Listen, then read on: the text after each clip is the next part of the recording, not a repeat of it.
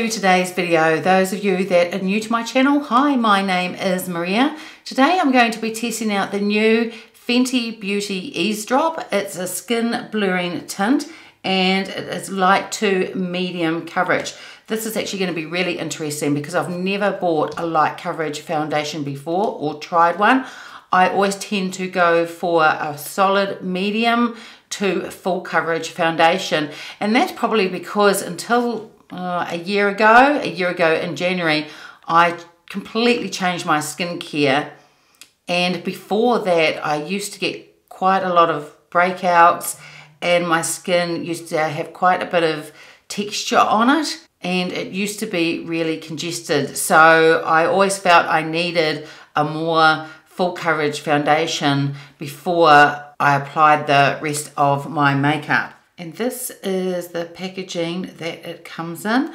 I got this in shade number 7. I'm hoping it will be okay. It's difficult to buy foundations online, although the ones I have purchased recently I've had pretty good luck with and they've been okay. So now I'm just going to open it. It's got a seal on the top, so I just have to break that open. It says on the inside tab here to shake well, so I will do that. Just trying to get it out. So this is what the bottle looks like. It has 32 ml of product and the cap is either a pull off or a screw off lid. It has a screw off lid and there's no pump, so you just pour the amount you need either onto your hand or directly onto your brush or beauty blender, however you do it. So I'm just going to read a description of what this skin tint claims to do from the Sephora website. And it says it's a light coverage blurring skin tint that delivers smooth, instantly blurred skin in just a few easy drops. It comes in 25 flexible shade options. And they say the blur is real. Rihanna wanted to create a light coverage, easy to apply, flexible skin tint that instantly evens out your complexion and gives a flattering blurred effect. Eaze Drop with hydrating blur complex is perfect for a no makeup look or for when you want to look effortlessly put together. It says this is buildable, light to medium, long wear coverage with quick blur complex for a hydrating diffused effect. It gives a smooth texture that layers well with primer and skincare and applies well with fingers or a brush. It has humidity, sweat and transfer resistant formula. So for a skin tint, that's quite a lot of claims. So I'll just get right into using it. I'm going to give it a shake as it says to do. And I've already got primer on. Today I'm wearing the Tatcha primer on my face. And as with my other foundation reviews, I'm going to do one side of my face using a foundation brush and the other side with a beauty sponge. So I'm just going to pour some into the palm of my hand. It actually is coming out a little bit darker than what it looks like on the bottle.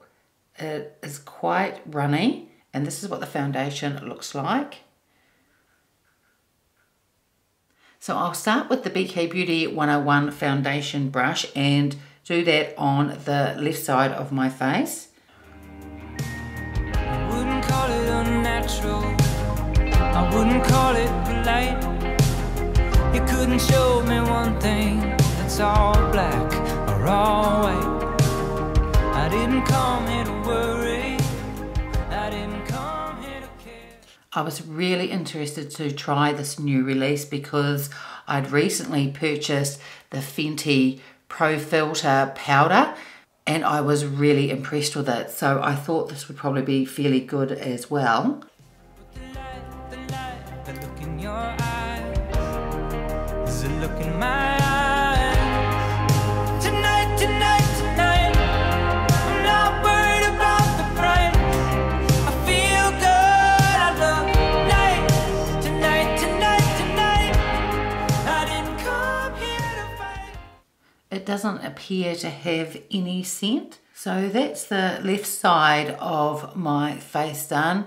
It does feel very, very light. You can't feel the foundation at all on your skin. I would say with just the one application, it would be light to medium, but it does say it's buildable, so I am going to just put a little bit more on, just on these areas here, and to see whether it does build as they say it does.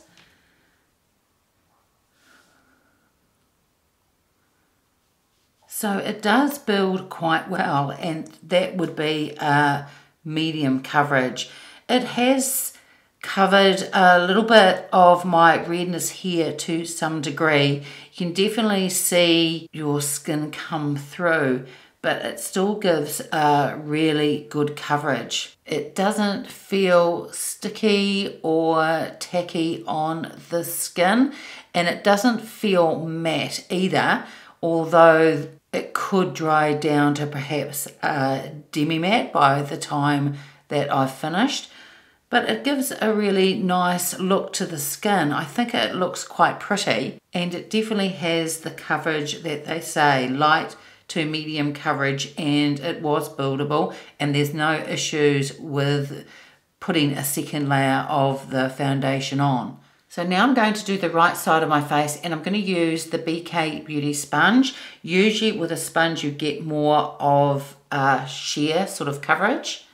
I didn't come here to fight for who's wrong or who's right. I'm just trying to keep things light. Tonight, tonight, tonight. Tonight, tonight, tonight. So this is with the right side of my face done with the BK Beauty sponge. I have to say it gives a fairly similar coverage to when I use the brush on my left side. I have a couple of sunspots here, and I do have redness actually on both sides, and that's from broken capillaries. And even though it is a light to medium finish, I would say that it gives quite a soft look to the skin, and it is covering my enlarged pores really well too. But as I did with the brush, I am going to just put a little bit more on just through here and over this part as well.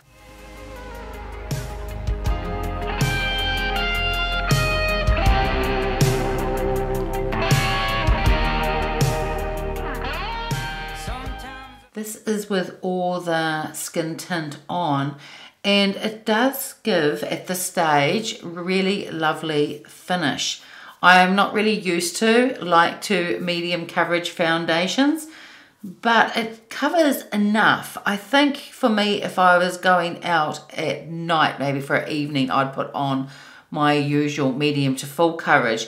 But I think for an everyday foundation, this is really, really good. The left side of my face has set down a little bit more. It hasn't gone to a matte finish, probably more of a demi-matte finish, but it doesn't feel sticky or greasy or anything like that. So this is going to be really interesting to see how this wears throughout the day on my oily skin. The things I look for in a foundation is that they don't settle into my lines and wrinkles.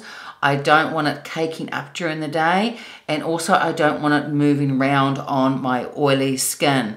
It is autumn here in New Zealand, so the weather is a bit cooler and nowhere near as humid as it was in the summer. But my oils still come through even in autumn, winter, and can interfere with the foundation if that foundation doesn't suit my skin. But this does claim to be transfer resistant, so I'll just have to see how it goes throughout the day. And I never put foundation, or very rarely put foundation under my eyes. So now off camera, I'm going to put on my corrector and concealer and do my eyebrows, and then I will powder the left side of my face. Eyebrows and corrector and concealer are on now. I have powdered under my eyes. I use the Charlotte Tilbury Airbrush Flawless Finish to do that. I'm going to now powder the left side of my face, and I'm going to use my Hourglass Veil Translucent Setting Powder, and for that I'm going to use the Sonia G Face 1 brush. I just want to see how this foundation performs with it powdered and unpowdered as well. Sometimes I feel like looking away. Sometimes I see what I want to see.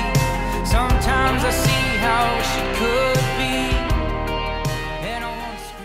And as you would expect with a side of the face that's been powdered, it feels really soft and silky. And the side that isn't powdered feels like it does need to be powdered. It doesn't feel overly sticky, and I think it'll be fine throughout the day, but it'll be interesting to see how it performs without powder on. I will do another check-in later this evening so you can see how this foundation performed on my skin throughout the day. Now I'm going to finish the rest of my makeup off camera. So this is the finished look, and it's actually been a couple of hours since I put the foundation on because I had to go and do a couple of other things and then put on the rest of my makeup. But I'm really liking the look of this foundation at the moment. I'm not used to lighter coverage, but I think this really looks pretty, and I think it looks very soft on the skin. It does a really good job at blurring out the pores. I mean, I can still see them. There's going to be no foundation that completely hides them, but this definitely softens them out. It hasn't settled into any of my wrinkles or fine lines. It feels absolutely gorgeous on the skin. It is really lightweight, and I absolutely love that about this foundation so far. The side that is unpowdered, my blush and bronzer went on really, really well. There was no issues with it going a bit patchy or anything like that. They performed just as well as the side that is powdered. So at this stage, I'm really, really liking it. It's going to take a full day to know whether I absolutely love this foundation or not, but I will be back this evening to do another. So it's now after 8 o'clock in the evening. I have my phone here, and it says that it is 19 minutes past 8. So I applied the foundation just after 9 o'clock this morning, so I've been wearing it about 11 hours. Today was quite a warm day. As I said, it is autumn here. It wasn't very cold, didn't need heating on in the house or anything like that. It was quite sunny, wasn't overly humid, but it was a warm day. And this foundation has lasted really well. The coverage that it gives is just really, really pretty.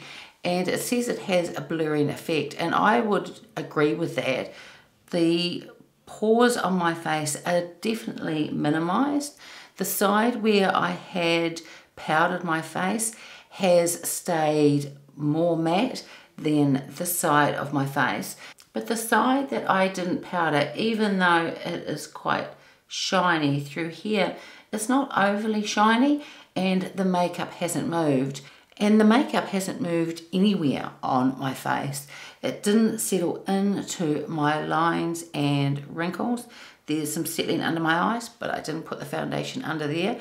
That's with the concealer I used, and that always happens, especially after I've been wearing concealer for 11 hours.